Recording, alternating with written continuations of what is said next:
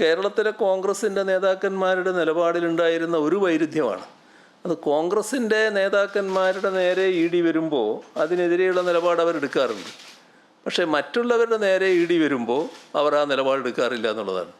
അതിപ്പോൾ ഡൽഹിയിൽ തന്നെ കേജ്രിവാളിൻ്റെ കേസെടുത്താലും അതിൻ്റെ തുടർച്ചയായുള്ള നടപടികളെടുത്താലും എന്തുകൊണ്ട് കേജ്രിവാളിനെ അറസ്റ്റ് ചെയ്യുന്നില്ല, കേസിൽ പെടുത്തുന്നില്ല എന്ന് ചോദിക്കുന്ന ചോദ്യമാണ് കോൺഗ്രസ്സിൽ നാം കേട്ടിരുന്നത്. അത് കേരളത്തിലെ കോൺഗ്രസ് മാത്രമല്ല, അവിടുത്തെ കോൺഗ്രസും സ്വീകരിച്ചൊരു നിലയാണ്. അതിൻ്റെ ഭാഗമായി ഇവിടെയും ആ നിലയാണ് എടുത്തത്. എന്നാൽ തെറ്റായ കാര്യങ്ങൾ തെറ്റാണ് എന്ന് പറയാനുള്ള ആർജവം എപ്പോഴും കാണിക്കണം. ഞങ്ങളെല്ലാ ഘട്ടത്തിലും ആ നിലപാടാണ് സ്വീകരിച്ചു പോയിട്ടുള്ളത്.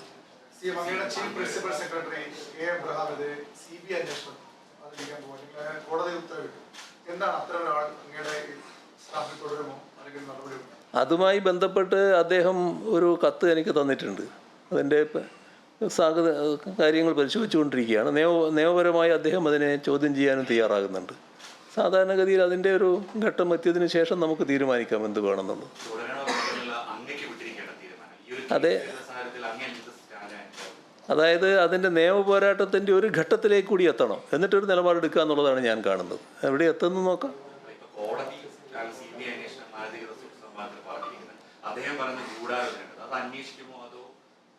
അല്ല, അത് പരിശോധിക്കേണ്ട കാര്യമാണല്ലോ. ആ പെറ്റീഷൻ ഇന്നലെ കിട്ടിയതേ ഉള്ളൂ. അതിൻ്റെ പരിശോധന നടത്തുന്നുണ്ട്. അതുമായി ബന്ധപ്പെട്ട് എന്ത് ചെയ്യണമെന്ന് അപ്പോൾ തീരുമാനിക്കാം. പക്ഷേ ഇതുമായി ബന്ധപ്പെട്ട ചില നിയമപ്രശ്നങ്ങൾ അദ്ദേഹവും ഉന്നയിക്കുന്നുണ്ട്.